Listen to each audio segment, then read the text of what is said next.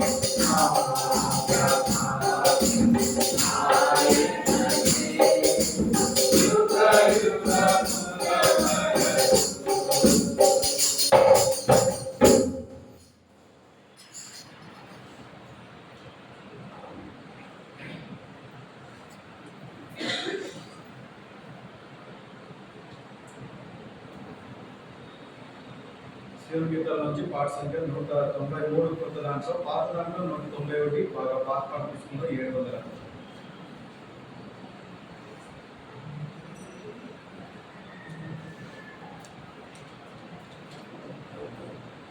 తంబుర శ్రీకారతో మా ప్రభుని ఆరాధించెదము. తంబుర శ్రీకారతో మా ప్రభుని ఆరాధించెదము.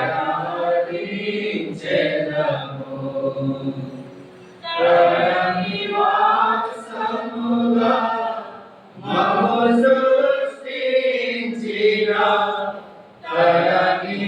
నివాసముగా మము సృష్టించిన నాదుని పొగడెదము.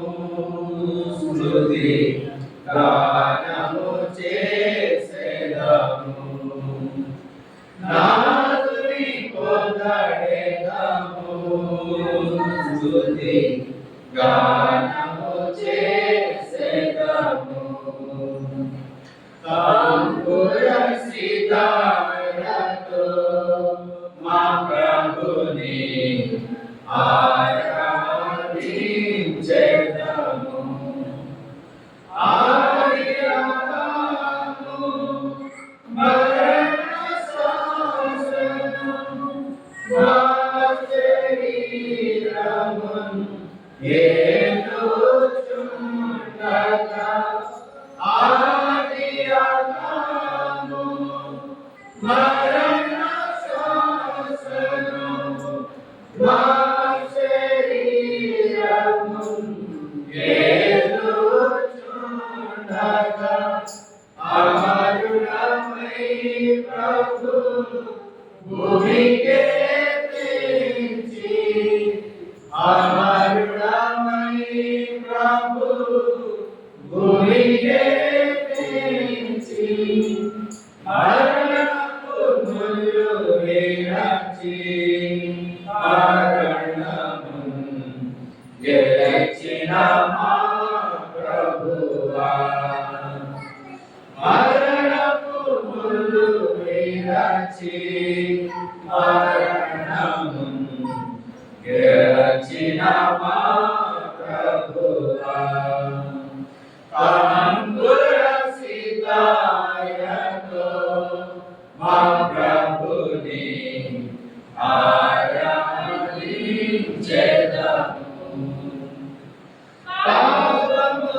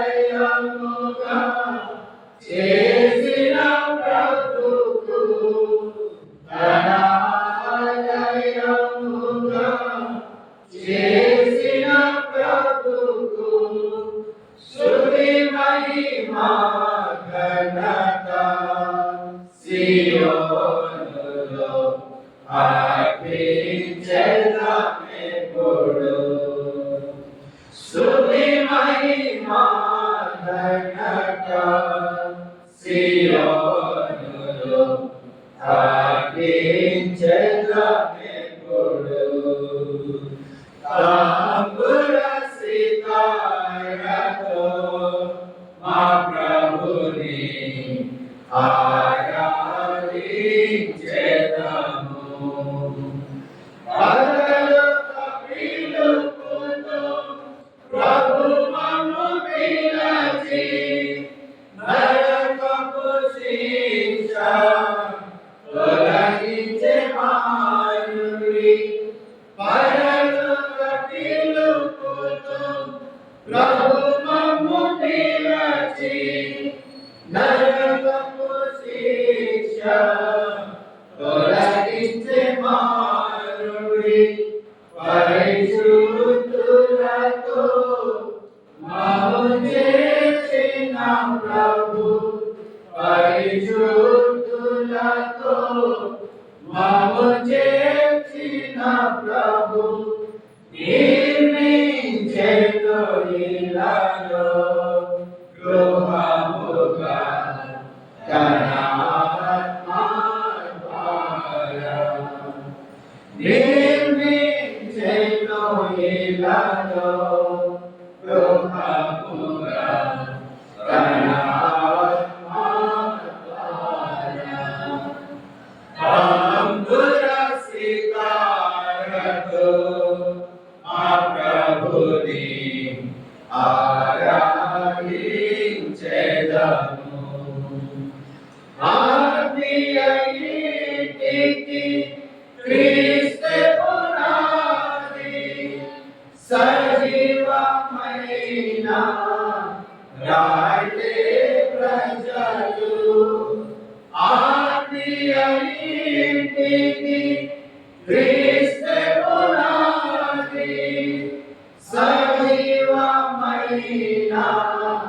రాయితే ప్రజలు.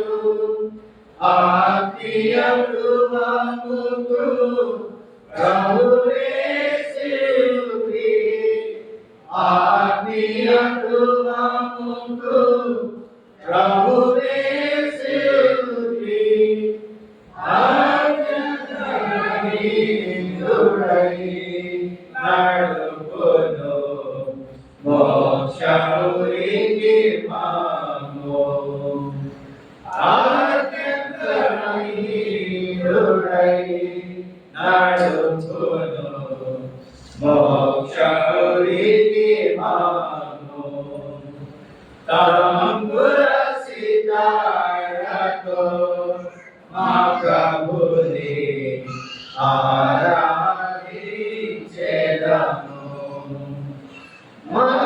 మన్నైనాని వెలుపటి వలెనే మరణభూమికి తప్పక చేరును. మన్నైనాని వెలుపటి వలెనే మరణభూమికి తప్పక చేరును. మానవ సంపద కీర్తి మహిమలు, మానవ సంపద కీర్తి మహిమలు ధరించి పోనేరా సియోను మరువకుని ప్రభుని. ధరించి పోనేరా సియోను మరువకుని ప్రభుని. తంబుర సితారతో మా ప్రభుని ఆరాధించెదము. లెబనోను వీడి నాతో రమ్ము, లోకపు ఆశలు గతించిపోవును. లెబనోను వీడి నాతో రమ్ము, లోకపు ఆశలు గతించిపోవును. హేమను గెత్సేమనే పర్వత కాటుచు ప్రేమను గెత్సేమనే పర్వత కాటుచు హెబ్రోను చేరుతాము ప్రభువును ఆరాధించెదము హెబ్రోను చేరుతాము ప్రభువును ఆరాధించెదము తంబుర సితారతో మా ప్రభుని ఆరాధించెదము తంబుర సితారతో మా ప్రభుని ఆరాధించెదము తన నివాసముగా మము సృష్టించిన తన నివాసముగా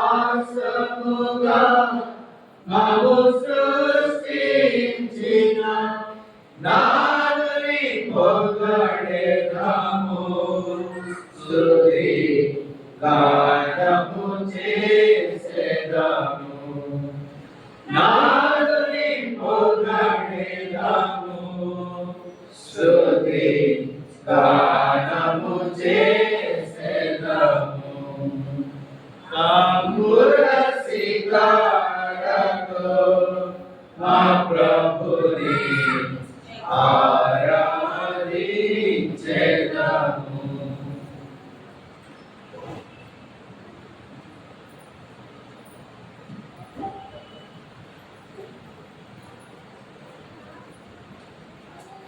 సమయంలో మన బైబిల్ ఎత్తి పట్టుకొని బైబిల్ పాట పాడుతున్నాం. గ్రంథవార్తనంబులన్నీ నావి ప్రతి అక్షరము వరుస వచనము తాన దివ్య ప్రేమ వాగ్దానములు గ్రంథవార్తనంబులన్నీ నావి Every promise in the book is mine. Every chapter, every verse, every line. All the blessings of His divine. Every promise in the book is mine. ఈ సమయంలో మన మధ్యలో ఉన్నటువంటి చైతన్యాన్ని వచ్చి వర్తమానాన్ని అందిస్తారు.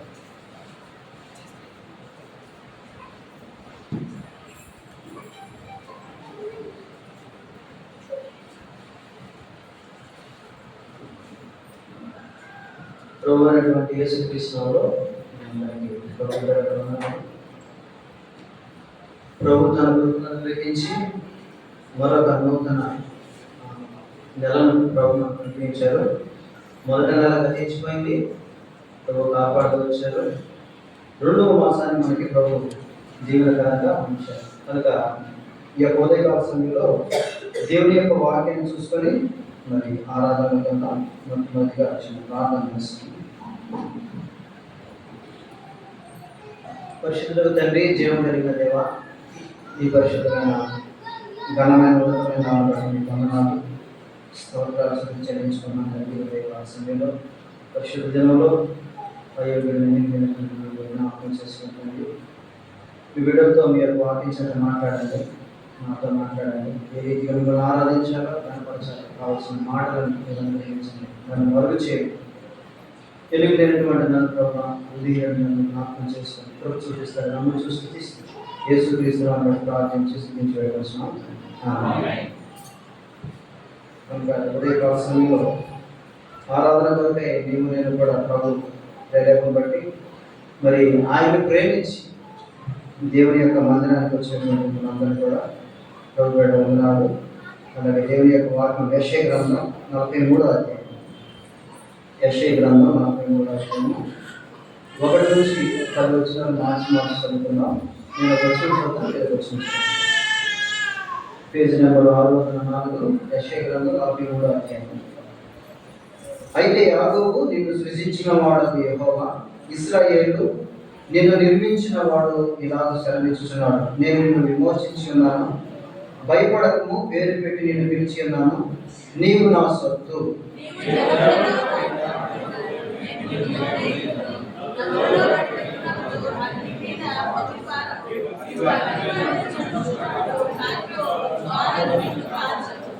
మూడవ వచనం, యెహోవానకు నేను నీకు దేవుడను, ఇశ్రాయేలు పరిశుద్ధ దేవుడినైనా నేను నిన్ను రక్షించువాడను, నీ ప్రాణ రక్షణ క్రయము ఐగుప్తులు ఇచ్చి ఉన్నాను, నీకు బదులుగా కుషులను షేబాను ఇచ్చి ఉన్నాను. నాలుగవ వచనం,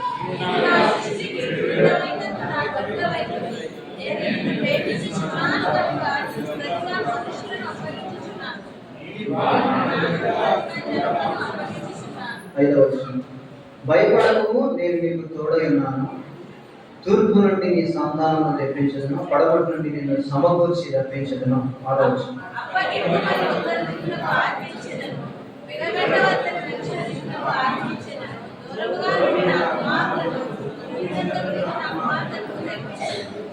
నా మహిమ నిమిత్తము నేను సృజించిన వారిని, నా నామం పెట్టబడిన వారిని అందరినీ తెప్పించను, నేను వారిని కలుగు చేసి తిని వారిని పుట్టించిన వాడను నేనే. చెప్పవచ్చు,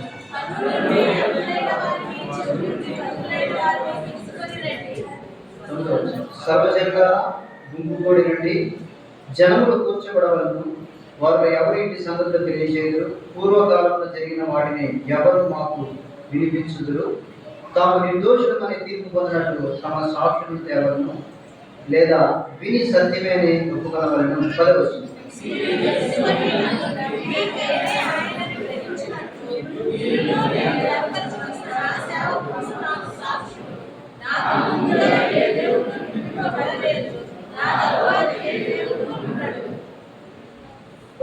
యేసుక్రీస్తునామములో ఈ యొక్క మాటలను మన వినికిడిలో ఉంచుకోగలగాలి. అయితే సంవత్సరం 2023 గతించిపోయింది, జనవరి కూడా గతించిపోయింది. ఒక అవకాశం ఏంటంటే జనవరి 1కి జనరల్గా ఏంటంటే సాక్ష్యాలు చెప్పాలి అని అనుకుంటున్నాను కదా, ఎందుకంటే సంవత్సరంలో దేవుడు చేసినటువంటి మేలును మరి తెలియచేయడం నాకు అవకాశం వచ్చింది. ఏమనుకున్నానంటే అప్పుడు చెప్పాలనుకున్నాను, కానీ సమయం మరి గతించుకున్నాను. అయితే ఒక విషయం మీకు చెప్పానో తెలియదు, కానీ నేను గుంటూరు వెళ్ళాను. గుంటూరు వెళ్ళిన తర్వాత ఒక యాక్సిడెంట్ అయింది. ఎంతమందికి తెలుస్తుంది? నేను చెప్పాను, ఒక మర్చిపోయాను. ఓకే, అంటే ప్రభు చేసినటువంటి మేలు, ఆయన కాపాడిన విధానాన్ని ప్రజల మధ్య తెలియజేయాలి. ఎందుకంటే గొప్ప ఇదని కాదు, కానీ దేవుని కృప, దేవుని యొక్క వాత్సల్యత.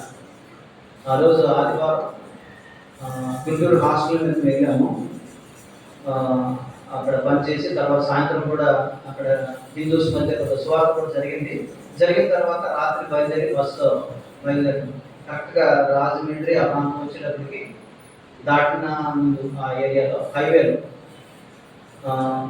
ముందు ఒక మినీ లారీ అవుతుంది, దాని తర్వాత వాలో బస్సు ఉంటుంది, దాని తర్వాత మా బస్సు ఉంది.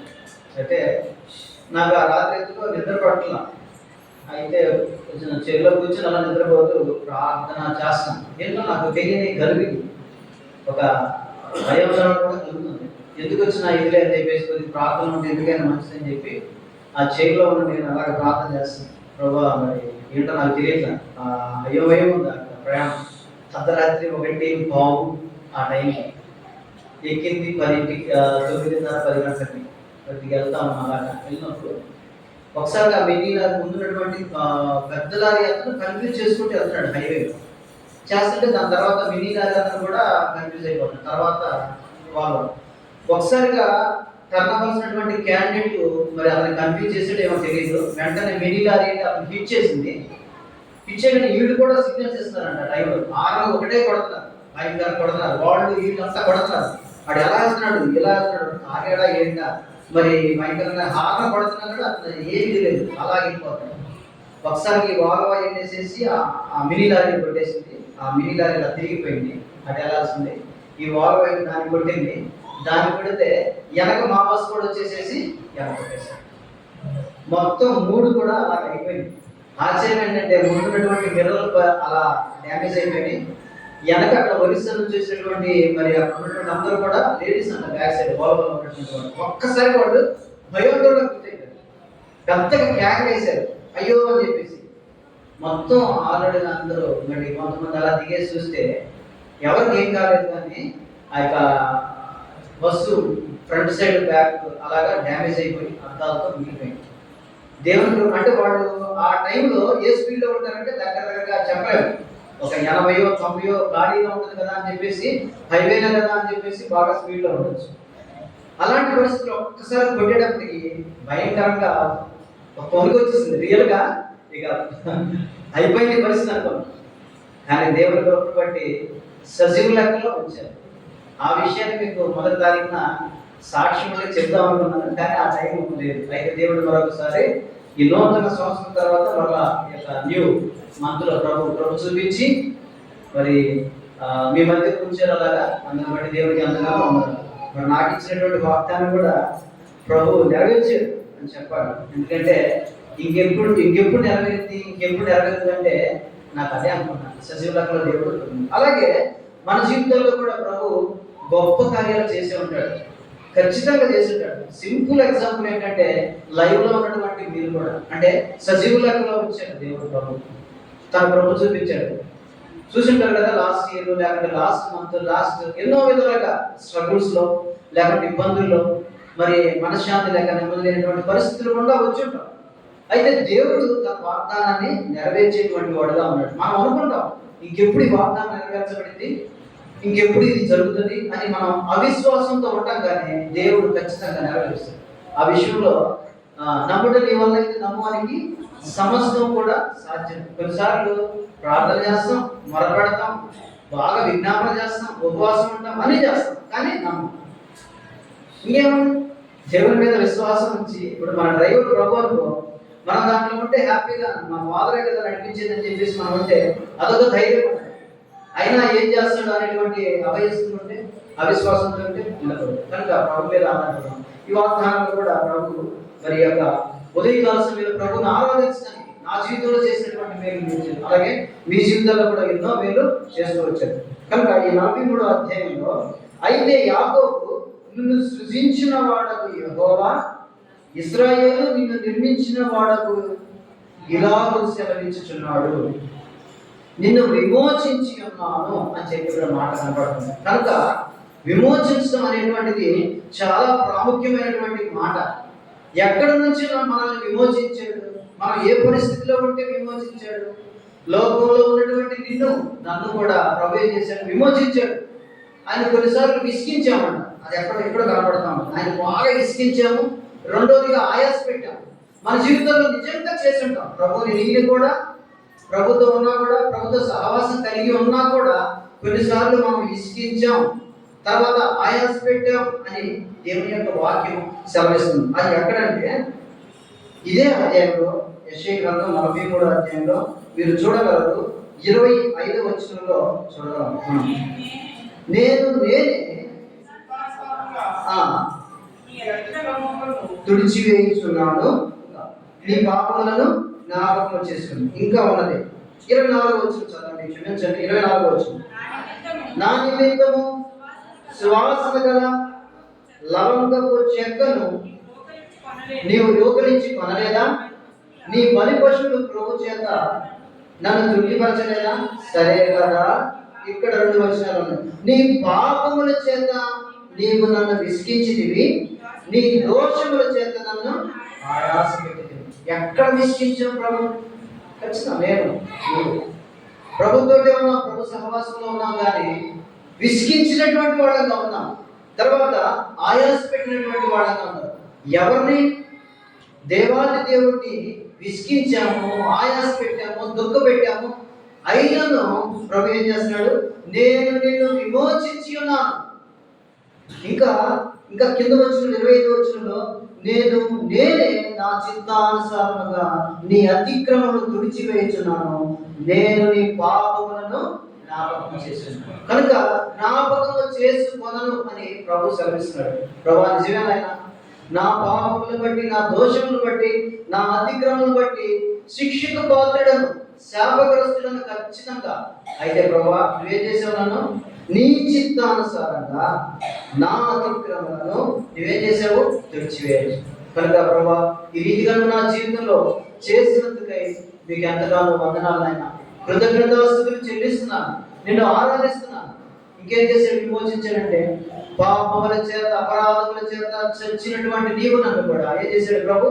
బ్రతికించినటువంటి ఆయనగా ఉన్నాడు. ఇంకొక మాట ఉంది రోమిలికి రాసినటువంటి పత్రికలో, రక్షణ అనేటువంటిది కూడా చాలా ప్రాముఖ్యమైనటువంటి అన్ని విధాలు, అన్నిటికంటే కూడా రక్షణ చాలా ప్రాముఖ్యమైనటువంటి, అది కూడా మనకి ఇక్కడ కనపడుతుంది.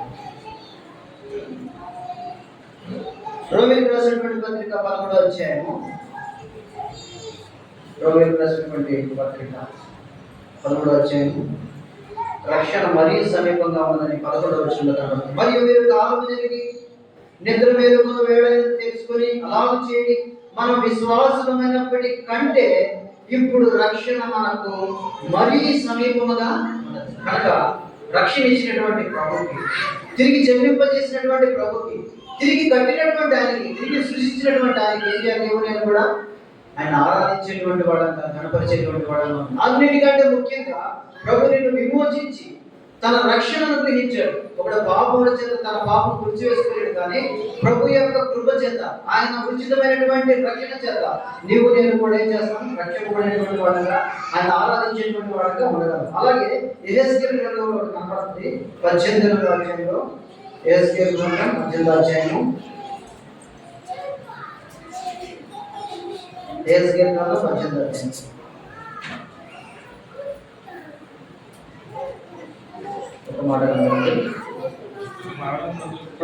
చదవండి. దుష్టులు మరణం నొందుట చేత నాకేమాత్రమైన సంతోషం కలిగిన వారు తమ ప్రవర్తన తిట్టుకొని బ్రతికటే నాకు సంతోషము. ఇదే ప్రభువు యెహోవా. ఇక్కడ మనకు సంతోషం అనేటువంటి ఇక్కడ కనబడుతుంది. అక్కడ ప్రభుని ఏం చేసాం? విసిగించాం. కానీ సంతోషం కలిగించేటువంటిది ఏంటంటే దుద్దుకొని ప్రభు దగ్గరికి వస్తే ప్రభు సహాయపడేటువంటి వాడు, తన రక్షణ ఆనందాన్ని మనకందరికీ కూడా తెలియజేసేటువంటి వాడు. కనుక నీ పాపం కొరకే, నా పాపం కొరకే, సర్వలోక మానవాడి పాప పరిహారార్థమే ఆయన కార్చినటువంటి రక్తం చేత, ఆయన శిలువలో చేసిన త్యాగం చేత నీవు నేను కూడా ఏం చేసాం? రక్షింపబడడం. ఒకడు తన పాపములోనే ఉండి నశించిపోవడం ఆయనకి ఏమాత్రం కూడా ఇష్టం లేదు. దినమెల్లా ప్రభు చేతులు దాస్తున్నాడు. అవిధేయులైనటువంటి వారి కొరకు ప్రభు ఏం చేస్తున్నాడు? చేతులు దాస్తున్నాడు. కనుక ఇటువంటి రక్షణ కలిగజేసినటువంటి ప్రభువుకి నీవు నేనేం చేయాలి? ఆరాధించి గణపరిచేటువంటి వాళ్ళగా ఉండాలి. 43వ అధ్యాయంలో కొందాం. ఇశ్రాయేలు నిన్ను నిర్మించిన వాడకు ఇలాగ సెలవిచ్చినాడు, నేను నిన్ను విమోచించాను, భయపడకము, పేరు పెట్టి నిన్ను పిలిచి ఉన్నాను. ఇంకో మాట తెలుసా? నీవు నా సొత్తు. ప్రభు సృష్టించాడు, నిర్మించాడు, అలాగే విమోచించాడు. ఇప్పుడు ఏం చేస్తున్నాడు? సొత్తుగా చేసుకుంటాడు. మనం ఆయన సొత్తు. ఈ దినాల్లో మరి దుర్దినాల్లో ఉన్నటువంటి మనల్ని, ప్రభుత్వం అయినటువంటి మనల్ని, ప్రభుత్వం ఉన్నటువంటి మనల్ని ఏం చేస్తాడు? సాధారణ అనేక సార్లు మరలా తిరిగి పాపం వైపు, లేకుంటే తిరిగి మరలా లోకాశల వైపు, తిరిగి మరలా దేవునికి ఇష్టం కానిటువంటి వైపు మరణించేటువంటి దినాల్లో ఉన్నాం. కనుక అయితే రక్షణ ఇచ్చినటువంటి ప్రభువుకి ఏం చేయాలి? ప్రభా నన్ను రక్షించావు, నన్ను కాపాడావు, నన్ను ఆదరించావు, నువ్వు నాకు తోడైనావు, కనుక నేను స్తుతిస్తున్నాను, ఆరాధిస్తున్నాను. నేను నిన్ను విమోచించినాను, భయపడకము, పేరు పెట్టి నిన్ను పిలిచాను. అనేక సార్లు మన వ్యక్తిగత జీవితంలో భయపడతా ఉంటాం. ప్రభు ఏం చేశాడు? భయపడద్దు అంటున్నాడు, కానీ భయపడతాం. ఖచ్చితంగా భయపడతాం. కొన్ని పరిస్థితులు అలాగ తీసుకొస్తే ప్రభువును చూడక పరిస్థితుల వైపు చూస్తాం. కనుకనే ఏం చేస్తామంటే భయపడిపోతూ ఉంటాం. భయపడినటువంటి పరిస్థితుల్లో దేవుడు తన వాగ్దానం ఇచ్చేమన్నాడు? భయపడకము, పేరు పెట్టి నిన్ను పిలిచి ఉన్నాను, నీవు నా సొత్తు. కనుక ప్రభా నన్ను సొత్తుగా చేసుకున్నాను. ఎన్ని విధాలుగా స్టెప్ బై నన్ను జ్ఞాపకం చేసుకుంటూ వచ్చాడు. ప్రభా ఈ ఉదయకాల సమయంలో నేను నిన్ను ఆరాధించేటువంటి వాడుగా ఉన్నాను. అలాగే 7:2 వచనంలో నీవు జలములలో పడి దాటినప్పుడు నేను నీకు తోడయ్యాను. జలములలో పడి దాటినప్పుడు ఒక వ్యక్తి గుర్తు రావాలి. ఎవరు గుర్తొస్తా ఉంటారు? సేవకుడు. ఒక సేవకుడు జలంలో, అంటే యోనా తన జీవితంలో మరి ఒక మార్గం కాకుండా ఇంకొక మార్గం వెళ్తున్నప్పుడు జలంలో పడి దాటే పరిస్థితులు, ఆ నావలో లేకుంటే ఆ పడవలో ప్రభు ఏం చేశాడు? శిక్షించాలి. లేకుంటే సముద్రానికి అప్పగించాలి, లేకుంటే మరణానికి అప్పగించాలి. కానీ ఏం చేస్తున్నాడు? ప్రభు తను ప్రేమించి గాఢ నిద్రపోయినటువంటి తను మార్గాన్ని మార్చుకున్నటువంటి తనని ప్రభు ఏం చేశాడు? మరలా ఏదో ఒక సదుపాయం ప్రభు తనకు అనుగ్రహించి తిరిగి మరలా చేరుకోవాల్సినటువంటి ఏక మార్గానికి ప్రభు తీసుకున్నాడు. అంటే ఈ విషయంలో జలములో దాటిపోయేటప్పుడు సముద్ర అలల చేత పడే పరిస్థితిలో ఉన్నప్పుడు ప్రభు ఏం చేస్తున్నాడు? తిరిగి తన బిడ్డ కనుక తప్పిపోయినా కూడా తను ఏం చేస్తున్నాడు? మళ్ళీ తిరిగి తీసుకొస్తాడు. కనుక జలములలో పడి దాటినప్పుడు నేను నీకేమంటున్నాను? తోడై ఉన్నాను ప్రభా, నాకు తోడై ఉన్నాను కనుక నేను నిన్ను స్తుతిస్తున్నానయ్యా, నేను నిన్ను ఆరాధిస్తున్నాను. చాలా సింపుల్గా చెప్తామా?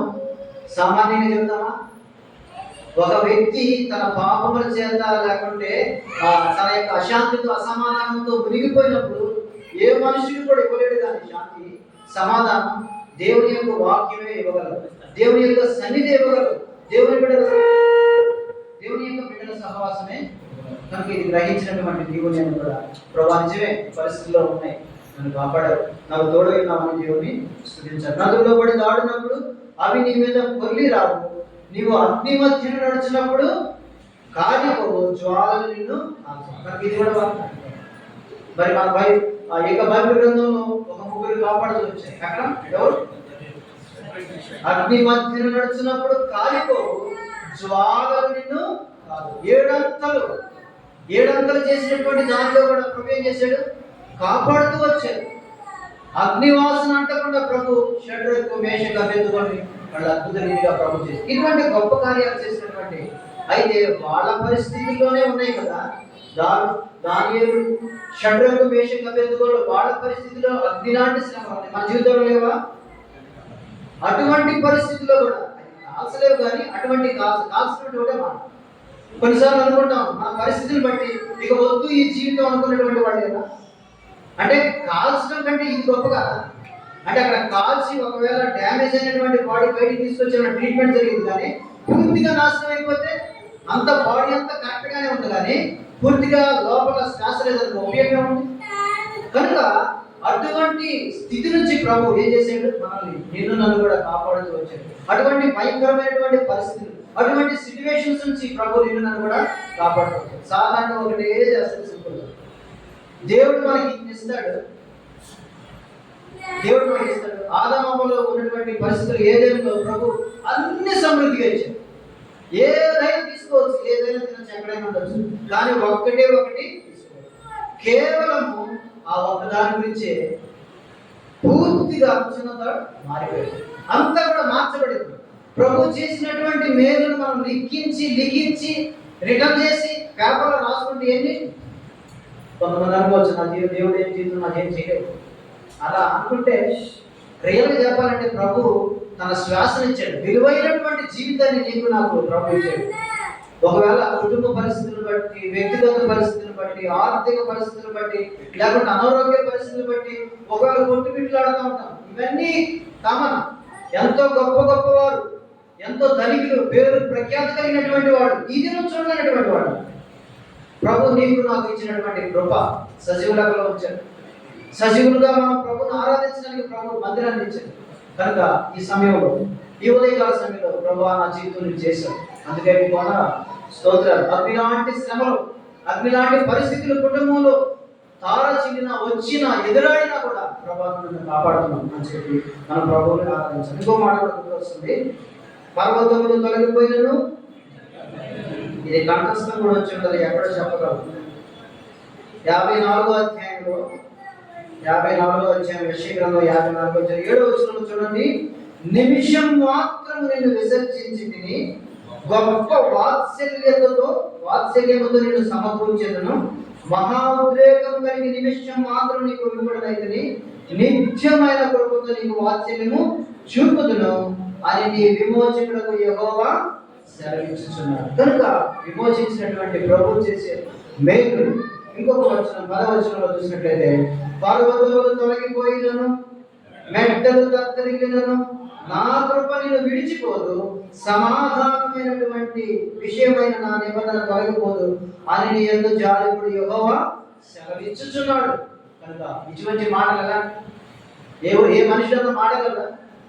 మనుషుల యొక్క సహాయం వ్యర్థం అని దేవుని యొక్క వాక్యం చెప్పబడుతుంది. ఇంకొకటి 11వ వచనం, ప్రయాసపడి గాలి వాన చేత కొట్టబడి ఆదరణ లేక ఉన్నదాన నేను నీలాంఛనములతో నీ కట్టడను కట్టుదును, నీలములతో నీ పునాదులను.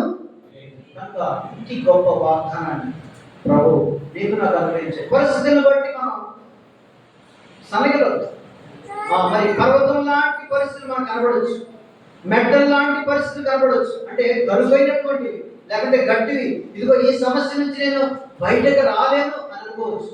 అయినప్పటికీ కూడా ప్రభు తన వాగ్దానం చేస్తాడు.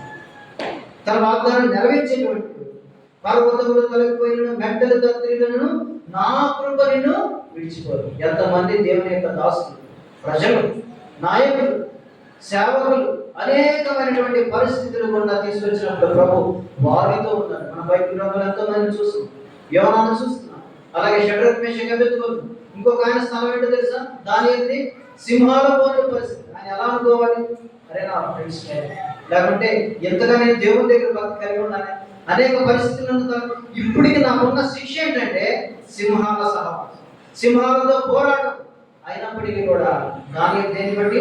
ప్రభువుని బట్టి, ఆయన ఆయన ఆయన ఇచ్చేటువంటి గొప్ప రక్షణ బట్టి, లేకుంటే ఆయన సజీవులలో ఉంచుతాడు అనేటువంటి ధైర్యం బట్టి దానిని కూడా, అటువంటి స్థానాన్ని కూడా కోరుకున్నాడు. అటువంటి స్థానానికి వెళ్ళడానికి నిశ్చయించుకున్నాడు. మనం కొన్నిసార్లు ఏం చేస్తామంటే కొన్ని పరిస్థితులు బట్టి ప్రభువుకు దూరం ఉంటాం, కొన్ని పరిస్థితులు బట్టి పేదలుగా నాకు కాదు, నేను ఎరగడం అనేటువంటి సార్లు కూడా మనం ఉంటాం. కనుక ఉదయకాల్సిన ప్రభావ నేను ఇటువంటి మార్గాల్లో ఇటువంటి పరిస్థితిలో ఉన్నా, విసిగించాను, నేను నా పాపముల చేత విసిగించాను, ఆయాస పెట్టాను ప్రభావ. అయితే నువ్వు నన్ను నీ కృపతో శాశ్వతమైనటువంటి ప్రేమతో నువ్వు నడిపించావన్నా అని ఉదయకాల్సిన ప్రభువుని నేను కూడా ఆరాధించాను. ఎంత గొప్ప రక్షణ ఇచ్చినటువంటి ప్రభు, నీ కొరకే నా కొరకే ప్రభు చేసినటువంటి త్యాగం, నేను చేసినటువంటి దోషం, నేను చేసినటువంటి పాపం, మీరు చేసినటువంటి పాపం కొరకే శిలువలో గొప్ప త్యాగాన్ని చేసుకొచ్చారు. ఆయన చేసినటువంటి గొప్ప త్యాగం కొరకే దేవుని స్తుతించి ఆరాధించారు. కనుక మనం అన్ని కూడా మర్చిపోయేది చేస్తాం. చాలా విషయాలు మర్చిపోతారు చేస్తాం ఈజీగా. ఎందుకంటే చేసిన మేలులన్నీ ఎక్కువ ఉంటాయి, కానీ ఏదో ఒక చిన్న కొరతలో ఇది వాస్తవం. ఎందుకంటే ఒక విషయంలో గురించి, ఒకదాని గురించి, ఒక పరిస్థితి గురించి, ఒక విషయం గురించి పూర్తిగా దేవుడు చేసినటువంటి వాటన్నిటి గురించి కూడా మర్చిపోయి దీని గురించి ఆలోచించేటువంటి పరిస్థితి. కనుక ఈ ఉదయకాల్సిన ప్రభావ నువ్వు ఇచ్చిన గొప్ప రక్షణ విలువైనటువంటి, నువ్వు నాకు చేసిన వాగ్దానం గొప్పది, నెరవేర్చినటువంటి దేవుడు అని చెప్పి ఉదయకాల్సిన నీవు నేను కూడా ప్రభువును అటు రీతిగా ఆరాధిద్దాం. ఒకసారి దేవుని యొక్క వాక్యాన్ని 43వ అధ్యాయం చదువుకుందాం. 43:1-2. అయితే యాకోబు నిన్ను సృజించిన వాడకు యెహోవా, ఇశ్రాయేలు నిన్ను నిర్మించిన వాడకు ఇలాగ సెలవిస్తున్నాడు, నేను నిన్ను విమోచించి ఉన్నాను, భయపడకు, పేరు పెట్టి నేను పిలిచి ఉన్నాను, నీవు నా సొత్తు, నీవు జలములలో పడి దాటును. అందరం కలిసి చదువుతున్నాం. 2వ వచనం, నీవు జలములలో పడి దాటినప్పుడు నేను నీకు తోడైను, నదులలో పడి వెళ్ళినప్పుడు అవి నేను కొట్టిపాడు, నీవు అగ్ని మధ్యను నడిచినప్పుడు కాలిపో, జ్వాలలు నిన్ను కాల్చును. కనుక ఇటువంటి గొప్ప దేవాది దేవుని, ఇంత గొప్ప కార్యం చేసినటువంటి ప్రభుకి మర్చిపోయామో? నేను కూడా మర్చిపోవద్దు సార్, మర్చిపోవద్దు ప్రభు యొక్క చేసినటువంటి మేలు, ఆయన త్యాగాన్ని, ఆయన చేసినటువంటి మేలు. ఒకవేళ పరిస్థితులు పర్వతాలా ఉన్నా, పరిస్థితులు మెచ్చలా ఉన్నా ప్రభుని నేను విడిచిపెట్టాడు, ప్రభు వదిలిపెట్టాడు. ఆయన కృప నిత్యం ఉంటుంది. అలాగే శాశ్వతమైనటువంటి కృపతో నిన్ను ప్రేమించేటువంటి వాడు కాబట్టి. ఇంకోటి 91వ కీర్తనలో కూడా ఒక మాట ఉంటుంది, చదువుకుందాం. ఎందుకు ఈ వాగ్దానాన్ని జ్ఞాపకం చేస్తానంటే సాధారణ అన్ని కూడా ఏం చేస్తాడంటే అన్ని మర్చిపోయాడు చేస్తాడు. కానీ దేవుడు చేసినటువంటి మేలును మనం ఎట్టి పరిస్థితుల్లో మర్చిపోవద్దు. ఆయన స్తుతించి ఆరాధించేటువంటి వాడు. 91వ కీర్తనలో చూసినట్లయితే 14-15 అందరం కలిసి చదువుకున్నాం. కీర్తన గ్రంథం 91వ అధ్యాయం. అతడు నన్ను ప్రేమించుచున్నాడు కనుక నేను అతన్ని తప్పించను, అతడు నా నామము పెరిగిన వాడు కనుక నేను అతన్ని గణపరిచెదను, అతడు నాకు మొరపెట్టగా నేను అతనికి ఉత్తరమిచ్చెదను, శ్రమలో నేను అతనికి తోడైపెదను, అతన్ని విడిపించి అతన్ని గొప్ప చేసేదను, దీర్ఘాయువు చేత అతన్ని తృప్తిపరచెదను, నా రక్షణ అతనికి రక్షించినటువంటి ప్రభు. మరి అనేక పరిస్థితుల నుంచి, పాపం నుంచి, అంధకారం నుంచి, చీకటి నుంచి తప్పించినటువంటి ప్రభువుని నీవు నేను కూడా పాపంలోనే ఉండి వాటిలో అశాంతికరమైనటువంటి మార్గంలో, పాప పరిస్థితుల్లో, చీకటిలో, అంధకారంలో, తాత్కాలికమైనటువంటి సంతోషం నుండి ప్రభు ఇచ్చేటువంటి గొప్ప ఆనందాన్ని పోగొట్టుకున్న పరిస్థితులు. అయితే వాటన్నిటి నుంచి ప్రభు ఏం చేస్తాడు? విడిపించాడు, విడుదల చేశాడు, విమోచించాడు, తోడయ్యాడు. కనుక ఆ దేవాది దేవుని, ఆ ప్రభువుల ప్రభువును, రాజులకు రాజైనటువంటి ఆయన్ని నీవు నేను కూడా ఉదయకాల సమయంలో ఈ కొద్ది మాటలతో ప్రభువును స్తుతించి ఆరాధించినట్టు పరిశుద్ధాత్మ దేవుడు మనకి సహాయం చేయడం. ఆమేన్.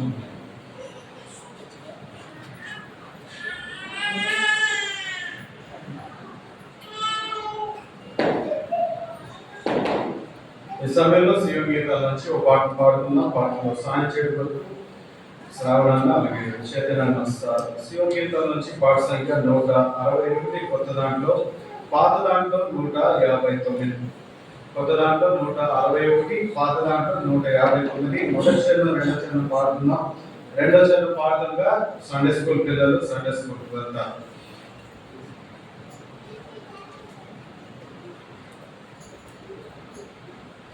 ప్రేమ గల మా ప్రభువా, ప్రేమయున్నావయ్యా, ప్రేమ గల మా ప్రభువా, నీదు ప్రేమ నిత్యమైనది, కరుణతో నాకర్షించే. నీదు ప్రేమ నిత్యమైనది, కరుణతో నాకర్షించే. నిత్యముగా రుజువాయెను, ప్రాణమిచ్చుట ద్వారానే. నిత్యముగా రుజువాయెను, ప్రాణమిచ్చుట ద్వారానే. ప్రేమ గల మా ప్రభువా, ప్రేమయున్నావయ్యా, ప్రేమ గల మా ప్రభువా, అందరినీ రక్షించగోరి లోకమును ప్రేమించెను. అందరినీ రక్షించగోరి లోకమును ప్రేమించెను. అద్భుత ప్రేమ ఇదే, పాపములను కప్పెను. అద్భుత ప్రేమ ఇదే, పాపములను కప్పెను.